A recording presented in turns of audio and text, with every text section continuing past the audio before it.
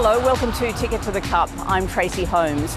The 32 nations here have already been putting on a real show. We've seen some of the newcomers really taking it to the more established teams. But it's also the fans that provide the colour and atmosphere around any World Cup. We'll be hearing from some of them a little bit later. And also the two women who are working for the organising committee in guaranteeing that the most phenomenal pictures ever are being beamed around the world for the expected 2 billion people who will tune in on TV sets. Today we're going to introduce you also to Mackenzie Arnold, the Matildas goalkeeper. Eleni Soltis takes a closer look at prize money for this FIFA Women's World Cup. And we'll also introduce you to a young footballer from Afghanistan who's put out a call to FIFA to guarantee that young players like her can still have the opportunity of living their dreams and playing at the World Cup. That's all ahead on The Ticket. First though, here's what's making news. The extent of the injury to Sam Kerr continues to dominate the Australian landscape, with none of the officials available to answer definitively how serious the injury is. Originally, it was a calf strain. Then earlier this week, teammate Kyra Cooney-Cross described it as far more serious. It's unfortunate that Sam tore a calf before the game. In terms of hope that you will see her this campaign? I think we're just focusing on... While team officials edited that description from the publicly available upload of the press conference, there was nobody who would go on the record to clear up the confusion. Meanwhile, some of the World Cup debutants have been giving the more established teams a real challenge. Haiti was sensational against England. Jamaica challenged France. And while Panama couldn't quite match it with the mighty Brazilians on the pitch, they gave them a run for their money in the fan stakes. Speaking of fans, they've outdone themselves providing the colour and personality of this World Cup so far. The World Cup! Welcome, Amazing atmosphere, celebration of women's sport, brilliant. Go Canada! Go Nigeria! Who's going to win today? Nigeria. Why? Because it's Nigeria.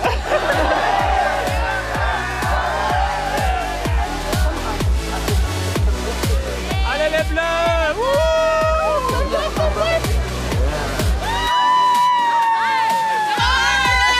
I feel very proud as like an Irish woman because you just don't see this growing up as like a child.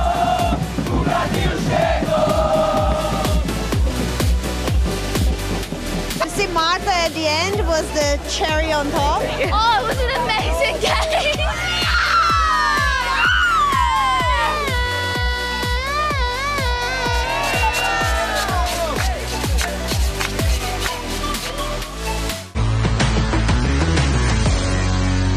By now you would have seen Matilda number 185, Mackenzie Arnold, playing in goal in her third World Cup.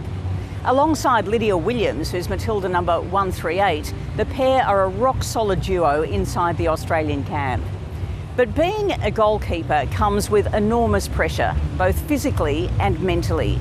I asked Mackenzie Arnold why she wanted to become one. To put it straight, I actually wasn't great on the field, so I did try out. I think it was right back at the time maybe, and I think it was for the Gold Coast team, and they sort of needed I needed the goalkeeper, and I was like, look, you're probably not going to make the team as a right back. We do need a goalkeeper. Do you want to jump in? And I was like, you know what, sure. And I actually really enjoyed it, so it sort of just took off from there. I think I was about 14 or 15, so it was a little bit later in my playing career, but yeah, I just sort of took a liking to it, and it just took off from there. Can you tell us about that pressure and why you think you handle pressure so well? Yeah, I mean, I think I took a liking to it to start because I was so used to, playing football with my brother, so rugby league, so, catching the ball, and I was just never really scared of the ball coming to me, I guess. So in terms of pressure, I think it's still something that I'm learning to handle. I don't think it's something that anyone can really master, but it's something I'm getting used to, and I'd like to think I'm getting better at it. So yeah, I think it's just sort of taking a game day by day, and just getting better at that, yeah. And so what sort of conversations do you have with Lydia Williams, who's been there like since the day dot almost? That's what it feels like. Yeah, 100%. Yeah, I mean, literally from day dot she's been there. I think my very first 17s camp she was there.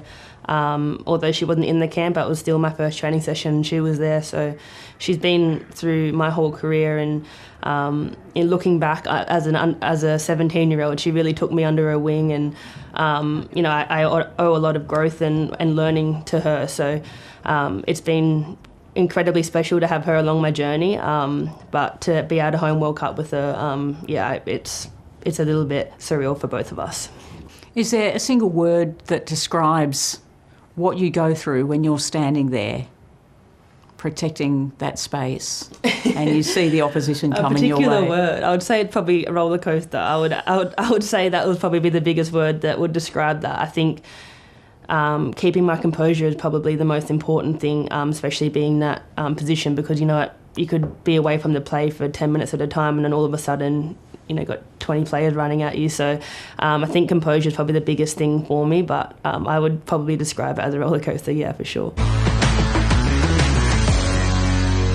The spectacle of the World Cup isn't just for the packed out houses like the 75,000 that watched Australia in its first game against Ireland, but it's also for the 2 billion people that tune in from around the world. Now, the responsibility for making sure that the pictures that are seen, the video, the footage, the action all around the game are top quality comes down to two women. Jen Martin and Jo Fernandez have been working in and around football for most of their lives, but this is perhaps their biggest challenge. I caught up with them both at FIFA HQ in Sydney. Great to see you both. I just want to know, is this going to be the biggest job you've ever done in your career? How do you top something like this? It's just like a dream come true, being able to work not just at the pointy end. I've often worked for the 5 or 6 weeks during the tournament, but being able to work 2 years out and actually see everything unfold and be involved in all of the preparation and planning, yeah, it's absolutely an amazing job, and I don't know if it'll ever be topped.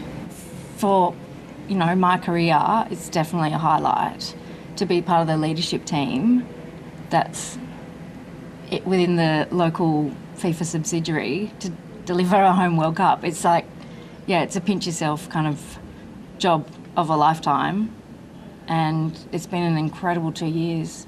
I heard someone say once that the, administration side of sport is the dull side. I wouldn't call it that, but a lot of people would think that. But we are actually now getting to the exciting delivery phase. Can you explain your job in a nutshell? So my job is head of competition for Australia, and in my department I have team services, and so I have a team of colleagues who liaise with all of the participating member associations. We call them PMAs, and then we link them with the services, so with our accommodation and flights and any of the services that they need. So we're kind of like the link between them and the delivery of services of everything they need during the tournament. I also have medical in my department, which is player medical as well as medical at the stadiums. I also have training sites in my department, so we're preparing all of the training sites for the team-based camps and for the venue-specific training sites. As the head of broadcast, I manage a small but fabulous team of people who are the advanced preparation for the giant behemoth that is FIFA broadcast. But our role here in Australia and in New Zealand, I've got a team across both countries, is to do the advanced preparation, make sure all of the stadiums have all the facilities that are going to be required when the huge train rolls into town for not only the broadcasters around the world but the world feed. So all the camera platforms and the positions, and making sure everything is, with proximity and cable runs and all of the finer details that mean people can just walk in, plug in and start doing their jobs. What is it that keeps you awake at night thinking about, have I got this right? I want to know that the participating teams go away from here having had a great experience, received all the services and the best training sites and, the best deliverables on match day, and that they go away and go, yep, that was a fantastic World Cup for us. The thing that keeps me up at night is the unknown problem that arises. But like Jo was saying, you're never going to have everything go perfectly, but that's why we've got the great teams around us with all the knowledge, with the experience, with everything in place to fix that thing and to solve that problem. So the last thing is, why are we doing this interview in a car? Why is there a car? in the building of FIFA? It's an excellent question. I don't think any of us know why there's a car in the kitchen. It's a great talking point. It is. And it's a great place for an interview. Yeah. Thank you both very much. Thank you, Tracey. Some of the nations competing here at the World Cup have really struggled financially because money they were supposed to be paid by their football associations wasn't. Many of them had to rely on donations and publicly sourced funding. Now, FIFA says this time around, prize money that is supposed to go to the athletes should be paid directly into their bank accounts. But will it? Eleni Soltis has more. Prize money. It's a topical issue this tournament, or as FIFA President Gianni Infantino puts it. Well, money is obviously always, in French you say le nerf de la guerre. I don't know if there is a term in English for that. It's always a tricky exactly issue, a sensitive issue. Le nerf de la guerre is the nerve or force of the war. In other words, war needs money. And so do competing teams in battle for the FIFA World Cup. When Mbappe, Griezmann and Giroud helped France win the 2018 tournament, the side took home $38 million in prize money. 4 years later, Les Bleus won $30 million as the runner-up. But if you think these are the highlights of the French men's side, think again. This ad ahead of this year's Women's World Cup was a masterpiece of deception, forcing the viewer to unsee and see again. It begs the question, if viewers can't tell the difference between the sexes, why should the players be paid differently? Collective bargaining has allowed us to ensure we now get the same conditions as the Socceroos, with one exception. FIFA will still only offer women 1/4 as much prize money as men for the same achievement. The overall prize pool for this year's event is $110 million. Last year, for the men, it was $440 million. FIFA has made some inroads, though. The women's prize money has more than tripled compared to the 2019 tournament, and FIFA has set a target for equal prize money by 2027. This year, players are guaranteed at least $30,000. That's more than double what a female football player earns on average a year. And FIFA pledged to pay the $30,000 directly to players. Last month, Gianni Infantino said this. Each individual player at the FIFA Women's World Cup 2023 can now fully rely on remuneration for their efforts as they progress through the tournament. It sounds clear-cut, but is it? Remember, Gianni Infantino described this issue as le nerf de la guerre. Here's why. We are an association of associations, so whatever payments we do through the associations, and then the associations will, of course, make the relevant payments to their own players. But we are in touch with all the associations. So there is no unprecedented distribution model to directly pay the players. With record ticket sales this tournament, jerseys sold out and players willing to speak out, FIFA can't afford to drop the ball on this issue because it's the nerf de la guerre, the force of war, and the women who play the game have proven time and time again that they are up for the fight. This week we leave you with one of the spectators we spoke to after the France-Jamaica game.